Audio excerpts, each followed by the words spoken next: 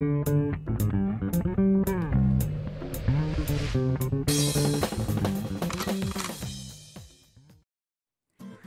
간밤 뉴욕 증시가 FOMC 결과를 앞두고 약세로 마감을 지었습니다. 이 영향 속에 우리 증시도 오늘은 좀 숨고르기에 들어간 듯 했는데요. 우선은 오늘 코스피 시장에서 그래도 외국인들의 수급이 들어오면서 우선 코스피 지수는 지금 현재 상승 전환에 성공을 했습니다. 0.10% 정도 올라가면서 2,337선을 지나가고 있고요. 코스닥 지수도 그래도 이 낙폭을 좀 줄여가고 있어요. 0.44% 정도 하락한 696선 지나가고 있습니다.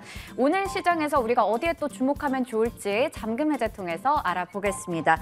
오늘은 레몬리서치 김민수 대표님과 함께하겠습니다. 대표님 어서 오세요. 안녕하십니까. 네, 오늘 시장은 아무래도 내일 새벽에 있을 또 FOMC 발표를 주목하면서 우리가 좀 경계심이 짙어진 상황이죠. 종목들도 그런 분위기를 받아가고 있는데요. 머니맵 통해서 확인해 보겠습니다. 오늘 삼성전자는 1% 정도 약세를 나타내고 있습니다. 어제 6만 전자를 회복하고 나서 오늘은 일단 5만 9천 원 선에서 또 흐름을 이어가고 있고요.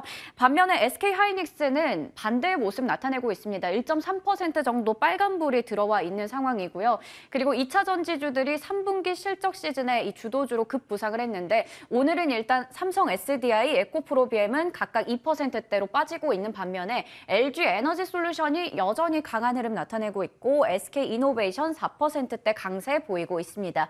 이외에도 부품주 쪽에서는 이렇게 포스코케미칼 1% 정도 빠지고 있는 상황이고요.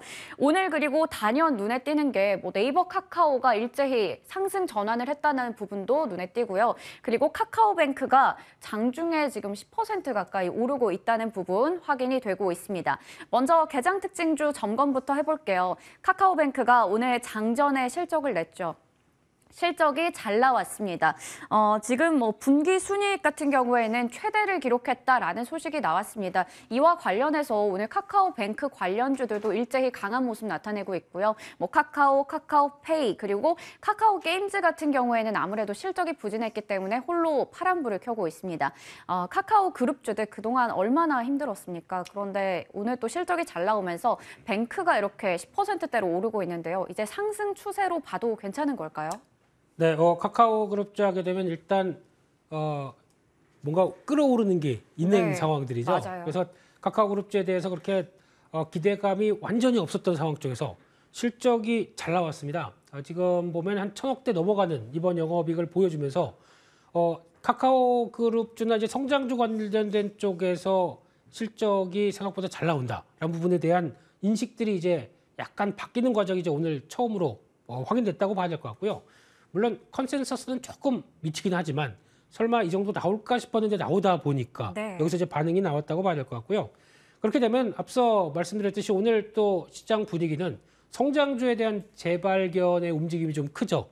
카카오뱅크도 마찬가지겠지만 카카오페이, 네이버 카카오도 그렇고 게임주도 조금씩 또 훈풍이 불어보는 것 같고 이게 전반적으로 내일 혹시나 연준에서 금리 인상과 관련된 속도에 대한 좀 줄어드는 힌트가 나오게 되면 그동안에 많이 빠졌던 성장주는 좀 반등이 나와야 되는 게 아닐까라는 어떤 기대감들이 좀 반영됐다고도 볼 수 있겠죠. 근데 제일 중요한 거는 그래도 성장주 개념 쪽에서 그동안 철저히 소외를 받다가 실적이 예상했던 것만큼 즉 성과를 보여주고 있다는 쪽이 확인되게 되면 이렇게 반응을 한다는 관점들이 일단 눈길이 가고 있고요. 게다가 또 어제 나왔던 얘기 쪽에서 카카오페이 같은 경우는 드디어 이제 NFC로 애플페이와 비슷하게 또 페이 결제를 할 수 있겠다라고 하게 되면 또 연동되는 카카오페이와 카카오뱅크의 여러 가지 관점들도 다 같이 이어진다라고 봤었을 때 뭔가 또 기대를 키울 수 있는 상황들이 되다 보니까 관심은 또 상대적으로 받는 느낌이지만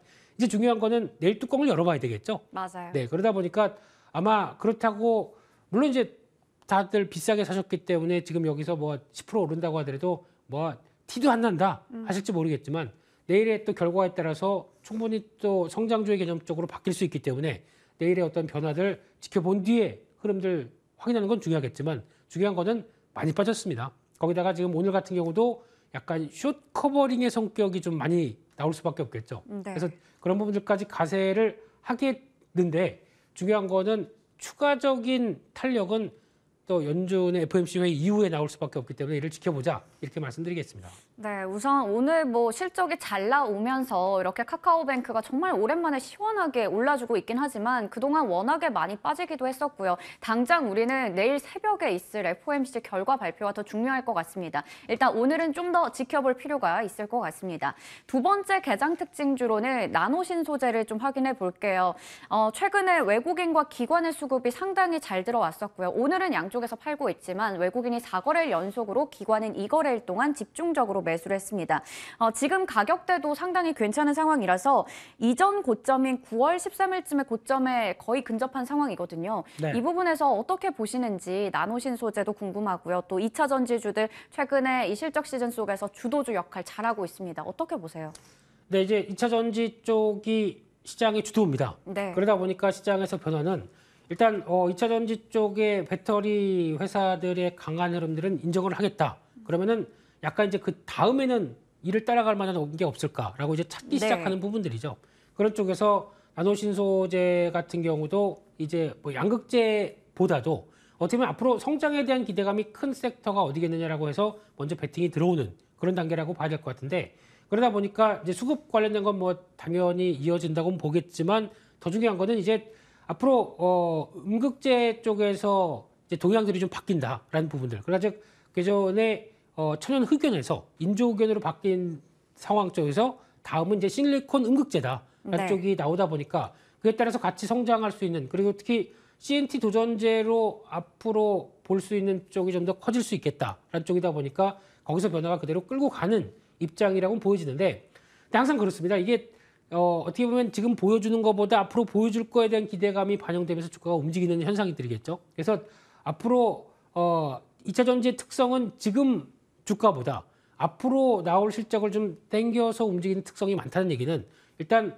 언제든지 약간 좀 출렁이면 나올 수 있겠다는 것도 감안을 하셔야 되겠죠. 그래서 지금 신고가 영역까지 외치해 있다라고 해서 물론 여기서 신규로 매수는 좀 어렵겠죠. 네. 왜냐하면 많이 올랐기 때문에 이거 지금 앞으로 기술력만 가지고 체크할 거는 좀 한계가 있다라고 하게 되면 여기서 나올 부분들은 일단 많이 올랐다고 생각해서 부분적으로 뭐 한 20-30% 물량을 줄였다가 다시 흔들리면 사야지라는 쪽은 모르겠는데 영역은 기존 보유자들의 영역 같고요. 신규로는 여전히 또 특성상 흔들렸을 때 접근하는 게 제일 좋지 않나라는 쪽에서 관심 용어에 두셔야 될 것 같습니다. 그만큼의 앞으로의 2차 전지 쪽에 또 하나의 섹터를 끌고 간다라는 쪽에서는 관심이 있되 신규는 좀 기다려보자 이렇게 말씀드리겠습니다. 네, 그동안에 좀 많이 올라온 감이 있기 때문에 사실 신규로 접근하기에는 굉장히 또 부담스럽습니다. 하지만 보유자의 영역에서 얘기를 주셨는데 그렇다면 2차 전지 섹터 전반적으로 봤을 때 지금 보유자분들은 어떻게 전략을 세우면 좋을까요? 네, 가장 중요한 게 많이 오르다 보니까 좀 팔고 싶은 욕구도 크고 맞아요. 네, 네. 그리고 아니면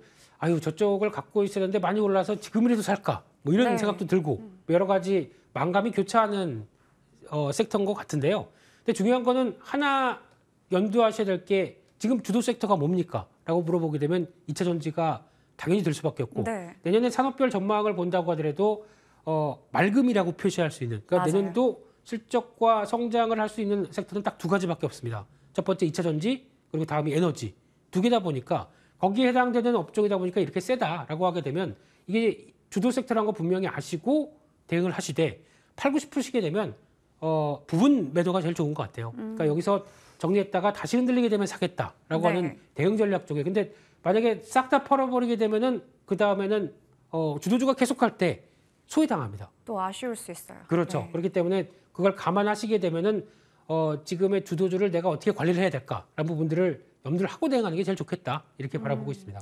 확실한 건 지금의 주도주 2차 전지 쪽 차익 실현을 할까 보유를 할까 좀 고민이 되시는 보유자분들께서는 부분 매도를 하자라는 말씀을 해주셨습니다. 여기까지 정리해 보겠고요. 이어서 잠금 해제 종목 넘어가 볼게요.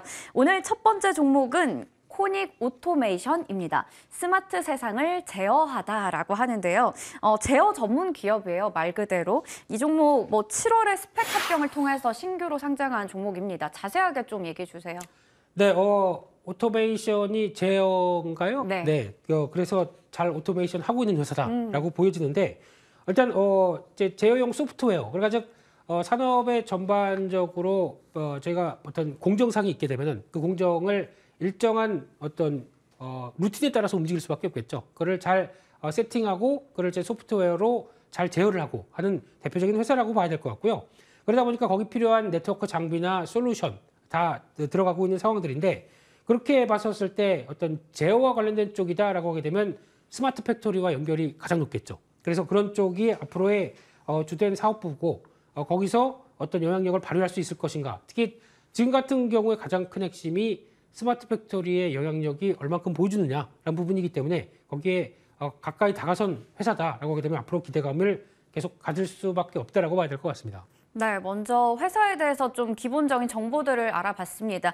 두 번째 포인트가 스마트한 2차 전지입니다. 지금 2차 전지 관련주들 조금 전에도 자세하게 얘기를 나눠봤는데 이쪽도 2차 전지 스마트 팩토리 성과가 기대된다고 하는데요. 네, 스마트 팩토리 관련된 쪽에서 지난 LG에너지 솔루션이 실적 발표하면서 언급했던 부분들이 이제 앞으로 이제 북미 쪽도 그렇고 공장을 짓게 되고 투자를 하게 되면 모두 다 스마트 팩토리 쪽으로 들어가서 최대한 그러니까 즉 인력이나 추가적인 판관비라고 그러죠. 인건비와 네. 관련된 쪽을 줄여서 대응을 하겠다는 입장이 높습니다. 그만큼 효율을 높여가겠다는 입장이겠죠. 자동화를 시키고. 네. 그렇죠.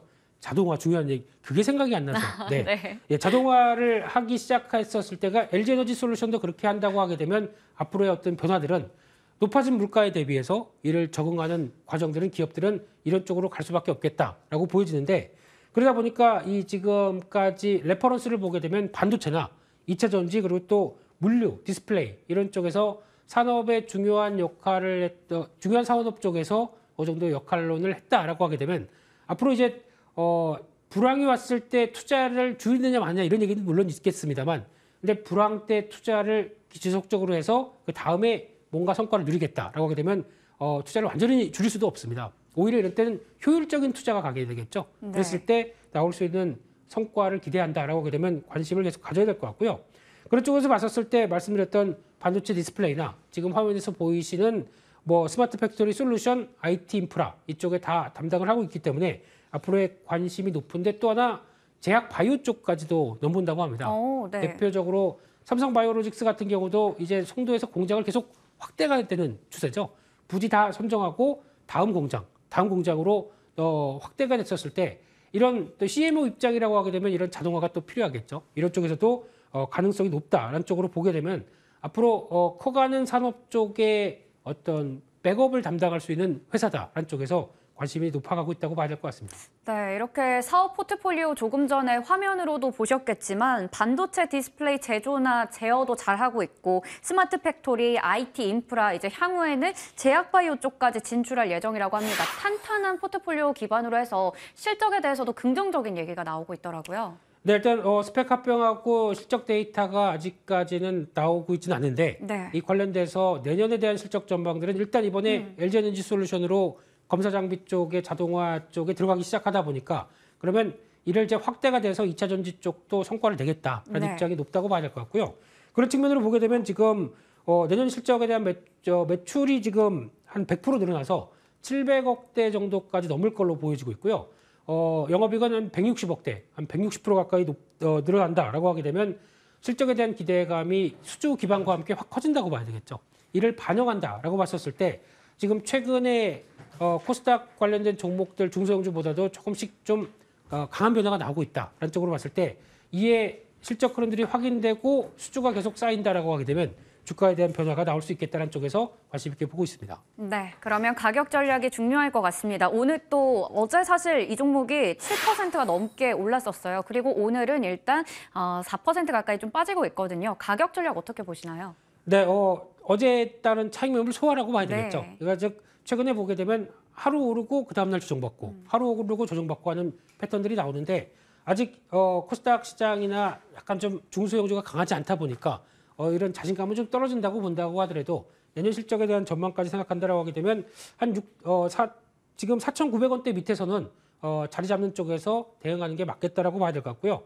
목표가는 1차로 지난 고점 때 보여줬던 7,000원대 그리고 손절가는 4,400원으로 말씀드리겠습니다. 네, 오늘 마침 또 차익 물량이 좀 나오고 있어서 4,800원 선에서 움직이고 있거든요. 매수가는 4,900원 이하 잡아주셨고요. 목표 주가 7,000원, 손절가 4,400원 제시해 주셨습니다. 다음 종목으로 넘어가 볼게요. 바로 동국제약입니다. 매출 1조 클럽을 위하여라고 하는데 동국제약에서 나오는 여러 가지 또 약품들 우리에게 굉장히 또 익숙한 것들이 많더라고요. 블록버스터 제조기라는 별명을 붙여주셨는데 보니까 인사돌, 마데카솔 등등 우리가 잘 아는 것들이 있습니다. 네, 그렇습니다. TV에서 보면은 자주 나오시는 네. 예, 분들이 뭐 이러고 맞아요. 계시고, 네, 거기서 나오는 이제 이런 약품들, 저희가 네. 친숙한 약품들이 많죠. 맞아요. 네, 그러다 보니까 약간 일반 의약품 쪽에서의 변화를 가져가고 있는데, 근데 그 외에 또 저희가 건강검진을 한다라고 하게 되면 조영제 같은 경우도 또 이제 들어가고 거기다가 항암제 같은 경우도 있다 보니까 전문 의약품까지 다 구색을 갖춘 회사라고 보여지는데 왜 지금 이런 동국제약을 바라봐야 되느냐? 일단 많이 빠졌고요. 게다가 미국도 그렇지만 지금 시장의 인플레이션 시대에 그래도 견딜 수 있을 만한 업종 가장 많이 나오는 게 뭐 헬스케어 그리고 또 제약 바이오 섹터입니다. 그 중에 하나 주가가 많이 빠지게 되면 과거에는 뭐 PR을 스물 받았다라고 하는데 지금 주가가 많이 빠지다 보니까 오히려 10배 수준밖에 안 됐다. 근데 실적은 유지가 된다라고 하게 네. 되면 제약 쪽에 많이 빠진 종목들 같은 경우는 확인해 봐야 되겠죠. 근데 단서는 실적에 큰 이상이 없어야 됩니다. 그런 종목들은 오히려 메리트가 높다는 관점 쪽에서 동국제약에 관심이 높아지고 있다. 이렇게 봐야 될 것 같습니다. 네. 동국제약 좀 관심을 많이 받고 있는 상황인데 지금 말씀해 주셨듯이 좀 많이 빠졌어요. 그런데 네. 실적은 또 견조한 상황을 나타내고 있습니다. 네, 그렇습니다. 지금 고점 대비해서 50% 이상 네. 하락했는데 실적이 그러면 그렇게 빠르게 바뀌었느냐? 실적은 변화가 없습니다. 특히 오히려 더 좋아졌는데요. 더 네. 좋아질 걸로 올해 예상하고 있고 네. 내년도 성장의 흐름은 매출 중심으로 계속 된다라고 하게 되면 좀 시장 상황 때문에 주가가 좀 억울하게 빠졌기 때문에 이에 복원력을 좀 보잘한 쪽인데 또 하나 매출의 10% 정도가 수출 쪽입니다. 그러면 상대적으로 안정적인 실적 기반이라고 하더라도 환율 효과 같은 경우도 좀 더 있다고 봐야 될 것 같고요. 그런 쪽에서 이제 코로나 환경이 있을 때는 제약사가 좀 위축됐었죠. 왜냐하면 진료를 받고 싶어도 못 갑니다. 병원에 못 갑니다. 네. 그런데 이제 리오프닝이 되다 보니까 그동안 뭐 아팠던 거나 아니면 또 약국에도 충분히 갈 수 있기 때문에 이제 이런 쪽의 매출이 서서히 회복된다고 봐야 될 것 같고요. 그 밖에 건강기능성 식품, 게다가 또 화장품이 마데카솔이라고 하는 게 복원을 하는 거죠. 네. 그러니까 이거를 중심으로 해서 화장품 영역까지 진출했습니다. 네, 그래서 이런 쪽에서 뭐 코스메틱이라고 얘기를 하죠. 네, 네. 이런 쪽에서도 성과가 나올 수 있겠다. 또 동물의약품 관련된 쪽도 성장에 기대가 된다라고 하게 되면 꾸준히 보강할 수 있는 부분들도 있다라고 하게 되면 이 부분에 대한 기대감이 높겠다라고 보면서 여전히 실적 변화 흐름들 체크하자 이렇게 말씀드리겠습니다. 네, 뭐 지금 전문 의약품의 영역을 넘어서 건강기능식품이라던가 기능성 화장품의 영역까지 바탕으로 해서 실적이 견조하게 나오고 있습니다. 올해 연매출도 잘 나올 걸로 전망이 되고 있는데요. 가격 전략까지 같이 부탁드릴게요. 네, 앞서 보셨던 실적 동향을 보게 되면 뭐 위축된 게 없다. 네. 여전히 성장으로 나간다는 쪽인데 지금 시총이 7천억대 정도로 돼 있습니다. 그러면은 올해 나올 영업이익 기반이나 내년에 그래도 성장하는 기반을 보게 되면 이 정도 7천억이 이제는 저평가로 들어가겠네요. 네. 그리고 거기다가 PBR 밴드를 보게 되면은 역사적 하단부까지 내려와 있습니다. 그러면은 많이 하락했다는 관점 쪽에 변화를 기대한다라고 하게 되면 오히려 되돌림에 대해서 무게를 삼자라고 봐야 될 것 같고요. 따라서 지금 가격대로 보게 되면은 약간 16,000원대 초반 정도를 봤는데 주가는 살짝 올랐습니다만 초반대에 대응 매수가 정도 계속 봐야 될 것 같고요. 그리고 목표가는 일단 회복에 무게를 맞춘다 그러면 지난 고점대 부분까지 이어지는 한 2만 원대 정도까지는 돌아가는 걸로. 근데 당연히 아닐 겁니다. 네. 중기적인 관점으로 봐야 될 것 같고요. 손절가는 14,500원으로 신규 저점의 이탈 쪽을 손절가로 말씀드리겠습니다. 네, 조금 중장기적인 관점에서 봐야 될 것 같습니다. 매수가는 16,000원, 목표 주가 2만 원, 손절가 14,500원 제시해 주셨고요. 동국제약도 확인해 보시길 바라겠습니다. 이렇게 오늘도 잠금 해제 종목 두 종목 확인해 봤고요. 지금까지 레몬리서치 김민수 대표님과 함께했습니다. 대표님 감사합니다. 감사합니다.